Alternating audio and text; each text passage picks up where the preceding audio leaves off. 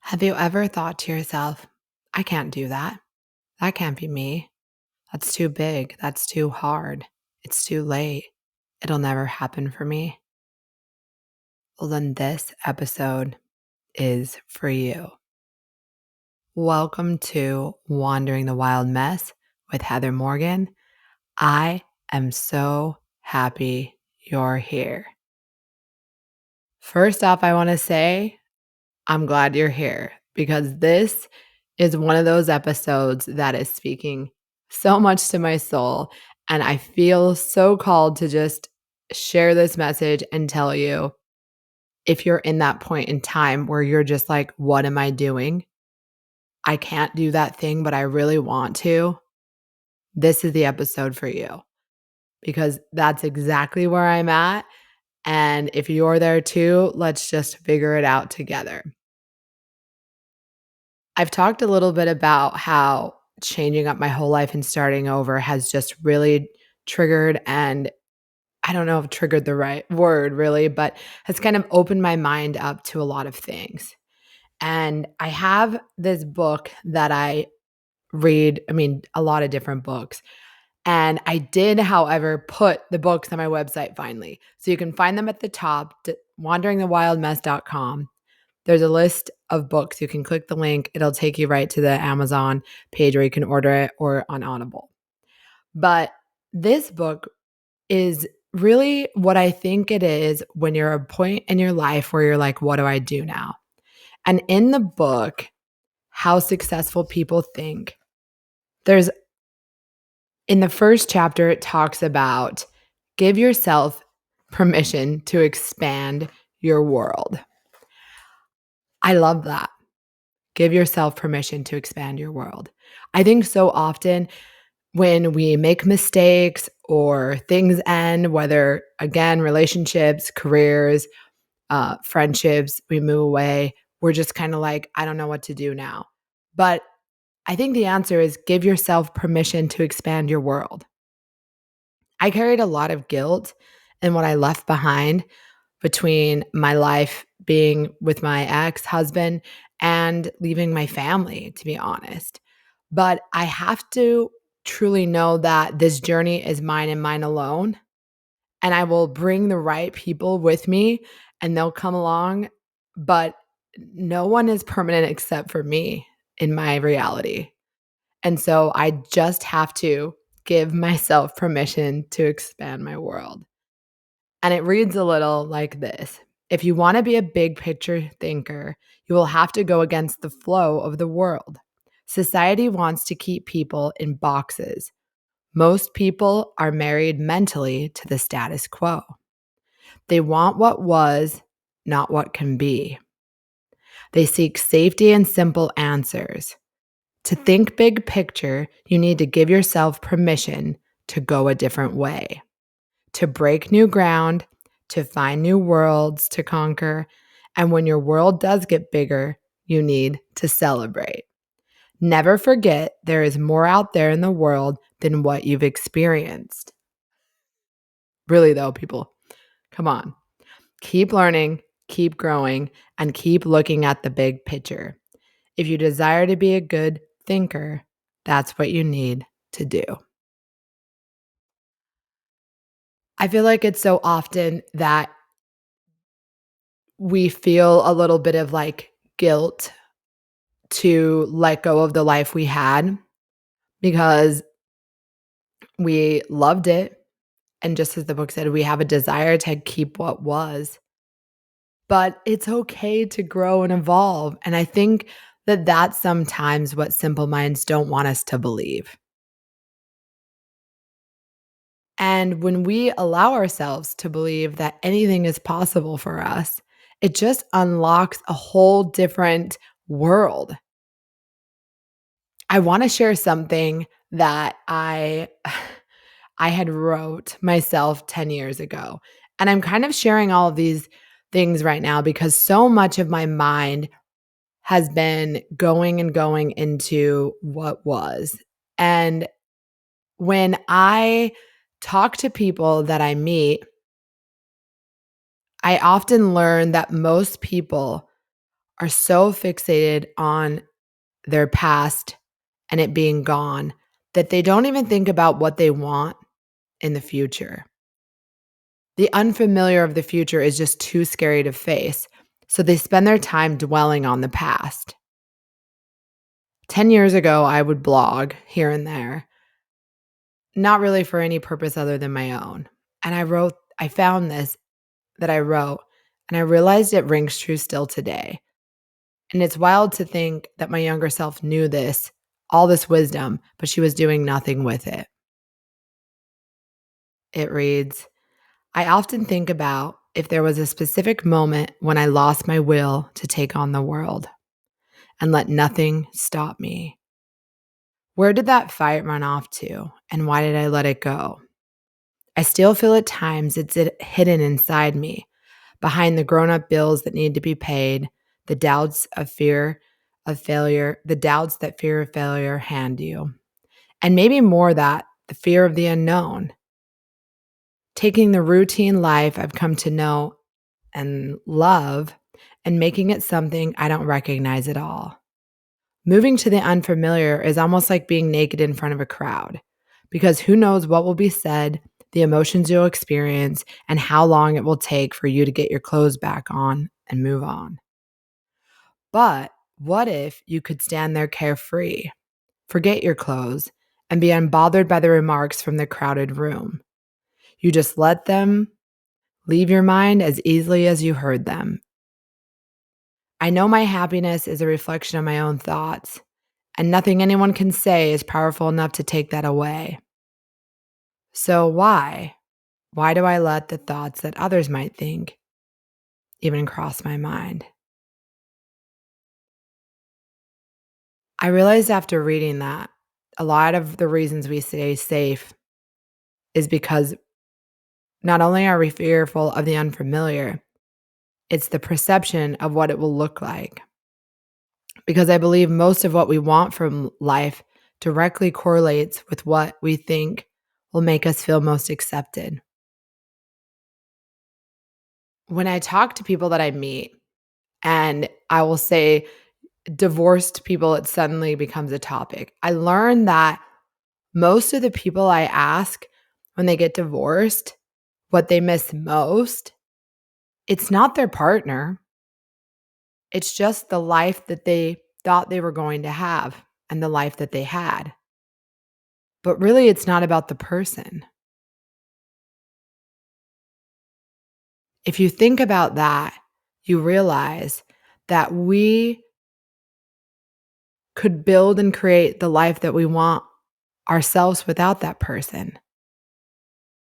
And I'm not suggesting that marriage isn't a beautiful thing. But what I'm saying is when we tie our happiness or what success looks like based on an external factor like a partner or being married or the right job or the right house or the right things in life, what we think are the right things in life, or we've been told to believe by society, then we're always just chasing something that's never going to stay because external things come and go. You could get that dream car and someone could steal it. You could buy that beautiful home and it could be wrecked in a tornado. Everything external is not really going to make you happy forever because you don't know that it will stay. But when you're so happy and content in your own self and your own life, and you have no attachment to those external things, you could still build a life you want, even if you don't have the partner you thought you'd build it with.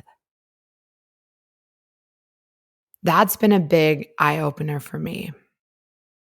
And I'll tell a story of just a while ago. I was sitting at a hotel bar and a gentleman was sitting there, very obviously wanting to talk to people. And I realized this about men. They don't often have someone to talk to about their feelings. If they don't have a partner,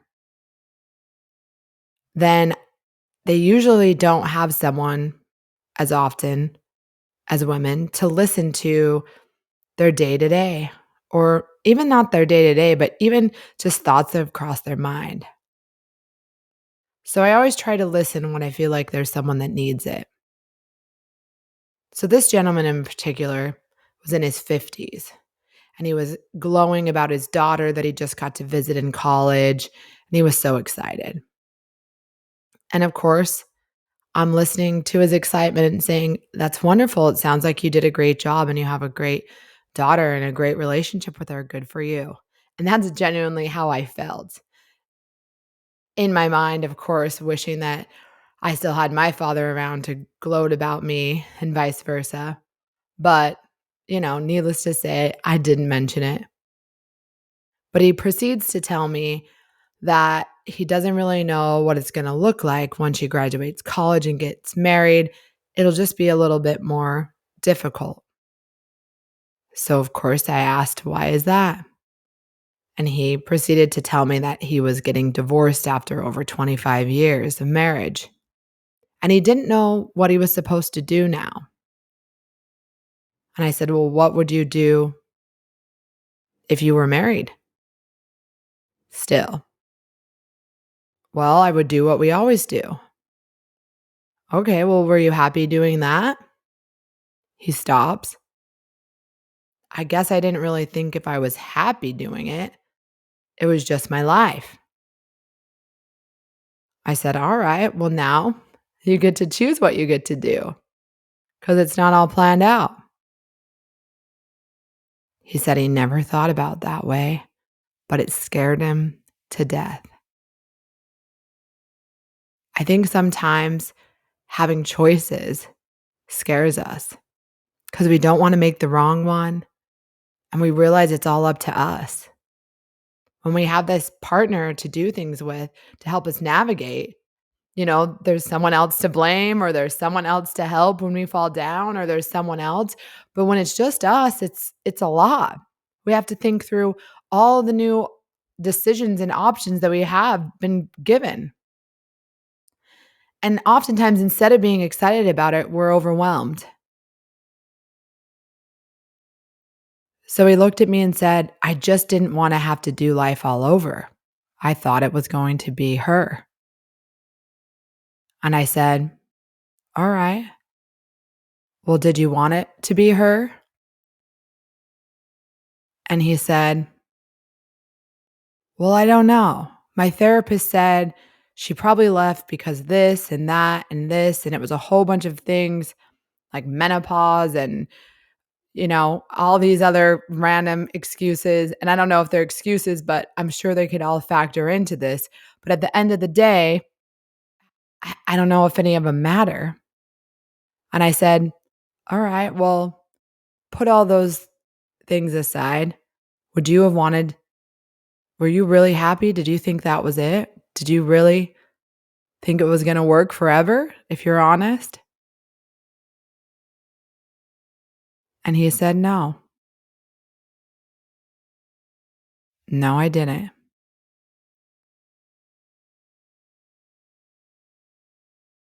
So much of our time, and this could be true with whenever we're not doing what really fuels our soul and makes us happy, we're just kinda settling and going through the motions.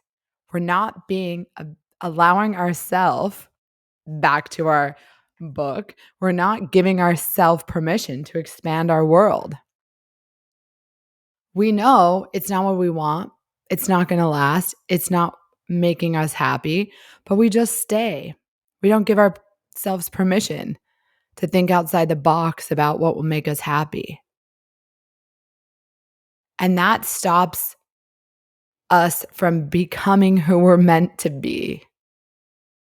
And that's really why I'm saying this message today is because us becoming who we're meant to be is to me, I hope to you, you can see how valuable that is in the world. You're just a better, happier human if you're doing things you love, if you're choosing yourself, if you're giving yourself permission to do the things you want to do. So I'll continued on a little more with this gentleman before I had to get up and go somewhere else. But at the end of our conversation, I sent him this podcast and he said, "Can I give you a hug?" I said, "Sure, Bill." We'll go with Bill.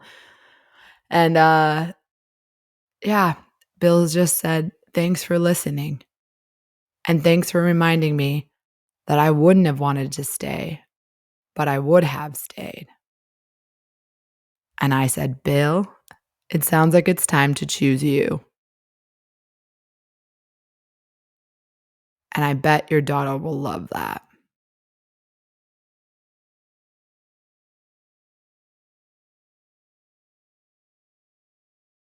I'm going to end this by saying that you should choose you every day, every time, every place, no matter what. That is always going to be the right choice. So at the end of the day, when we're worried about where we should go, what we should do, what do we want to do that makes us feel the most purposeful, alive, and aligned with our greater purpose in life? And that's the choice we make. We don't get hung up on what we could have done before or how much easier it was to not have to make all the decisions on our own. Believe me, there have been a number of times where I have gone to myself, "Why did you do this? You're all alone in this life now.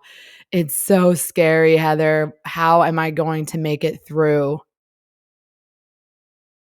But you know what? The absolutely most amazing part of that is every time I know I will, and I do, and I have, and I only have myself to thank when I do there and do it alone. I see my own strength. I understand what I've been through and what I get through, and I can give myself a pat on the back for being that person. So every time you choose yourself, you win. It's the only way. And so I'll leave you with this thought that I heard today, and I'll probably maybe I might jack it up a little, but it basically says, and I'm sure you've heard it before, we have to let go of the life that we thought we would have to make room for the life that we're meant to have. If it doesn't go our way, something better's on the way. If it doesn't pan out how we think it should, it's because something even better is coming. I know sometimes that just seems like unrealistic to even believe, but I promise you it is true. It's true for you. It's true for me. It's true for us. It always works out, but you have to choose yourself. So if you take one thing from this episode, it's to be proud of how far you've gotten and where you're going. It's just looking at the dashboard and forgetting about the rear view. You got this. Thank you for listening to Wandering the Wild Mess with Heather Morgan. You matter.